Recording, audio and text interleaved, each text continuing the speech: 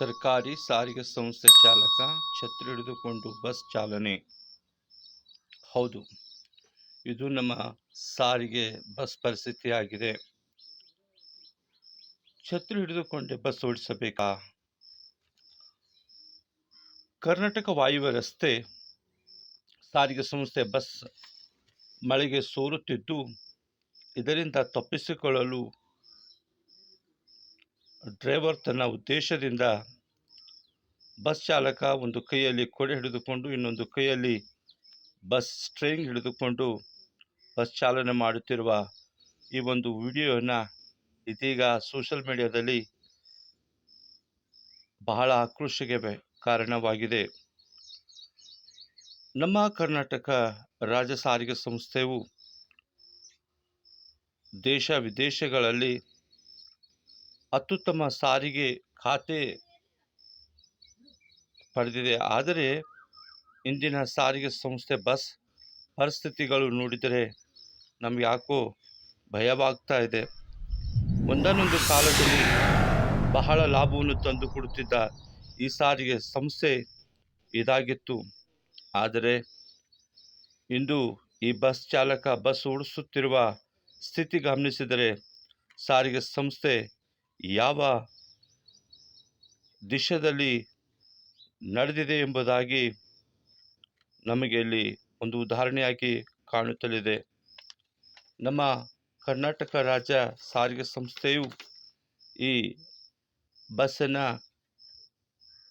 25 May 2024ರಂದು bus number KA 25F 1336 ಧಾರವಾಡದಿಂದ ಬೆಟಗೇರಿಗೆ ಹೋಗ್ತಿರುವ ಸಂದರ್ಭದಲ್ಲಿ ಒಂದು ಘಟನೆ ನಡೆದಿರುತ್ತದೆ. ಬಸ್ ಚಾಲಕನು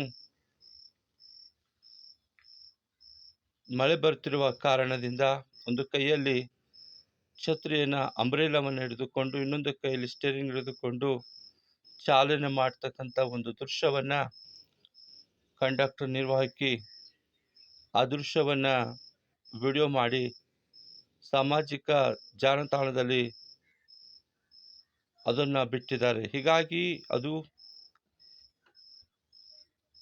ಈ ಒಂದು ದೃಶ್ಯವನ್ನು ನೋಡಿ ಕರ್ನಾಟಕ ಸಾರಿಗೆ ಸಂಸ್ಥೆ ಅವರನ್ನು ಕೆಲಸದಿಂದ ಅಮಾನತು ಮಾಡಿ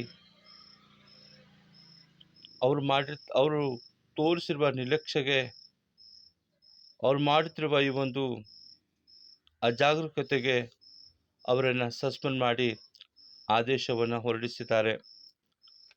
ಇದರಿಂದ ನಮಗೆ ತಿಳಿದು ಬರ್ತಕ್ಕಂಥ ಒಂದು ವಿಷಯವೇನಂತಂದರೆ, ನಮ್ಮ ರಾಜ್ಯದ ಒಂದು ಪರಿಸ್ಥಿತಿಯ ಬಸ್ ಸಾರಿಗೆ ಪರಿಸ್ಥಿತಿ ಯಾವ ದಿಕ್ಕಿನಲ್ಲಿ ಸಾಗುತ್ತಾ ಇದೆ ಎಂಬುದಾಗಿ. ಹೌದು, ನಿಮಗೇನಾದರೂ ಈ ವಿಡಿಯೋದ ಮೂಲಕ ಅಭಿಪ್ರಾಯಗಳು ಕಮೆಂಟ್ ಇರುವುದಾದರೆ ಈ ಒಂದು ಕಮೆಂಟ್ ಬಾಕ್ಸ್ನಲ್ಲಿ ಬರೆದು ತಿಳಿಸಿ.